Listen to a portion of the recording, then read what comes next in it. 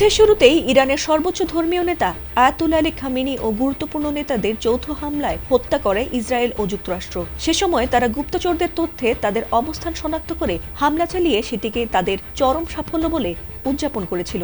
তবে আলী খামেনির ছেলে মোস্তফা খামেনি ক্ষমতায় বসার পর থেকে যেন আরও প্রতিশোধপরায়ণ হয়ে উঠেছে ইরান, আর তাতে তাদের দেশে লুকিয়ে থাকা বহু ইসরায়েলি গুপ্তচরদের হত্যা করেছে তারা। তবে ইরান যে কাঁটা দিয়ে কাঁটা তোলার ছক কষে এগিয়েছে তা বোধ হয় কল্পনাও করেনি দখলদার দেশ ইসরায়েল।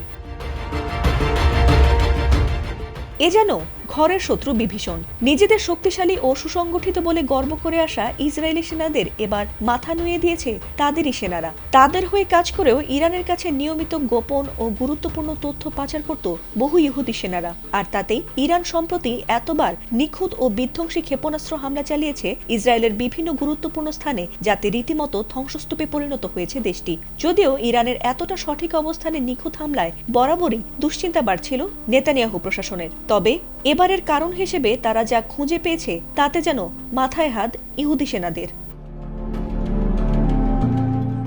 ইরানের কাছে গোপন তথ্য ফাঁসের সন্দেহে এবার তাই ইসরায়েলের আয়রন ডোম আকাশ প্রতিরক্ষা ব্যবস্থায় কর্মরত এক রিজার্ভ সেনা সদস্যকে গ্রেফতার করেছে ইসরায়েল। ২৬ বছর বয়সী ওই সেনার নাম রাজ কোহেন। তবে তার বিরুদ্ধে অভিযোগ হলো সেই গোপন ও সংবেদনশীল তথ্যগুলো অর্থের বিনিময়ে ইরানের কাছে পাচার করতেন তিনি। এরপর ইরানের বিরুদ্ধে যুক্তরাষ্ট্র ইসরায়েলের যুদ্ধ শুরুর প্রায় ৩ সপ্তাহ পর ইসরায়েলের নিরাপত্তা সংস্থা শিন বেত এবং বিশেষ পুলিশ ইউনিট লাহাভ 433 তাকে গ্রেফতারের ঘোষণা দেয়। আর এ খবর এক প্রতিবেদনে জানিয়েছে ইসরায়েলি সংবাদ মাধ্যম টাইমস অফ ইসরায়েল। শুক্রবার কোহেনের বিরুদ্ধে আনুষ্ঠানিক অভিযোগপত্র দাখিল করা হয়েছে।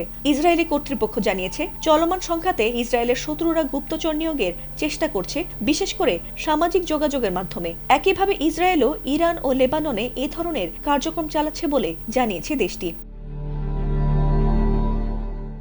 ফাতিমা সুলতানা, এটিএন বাংলা।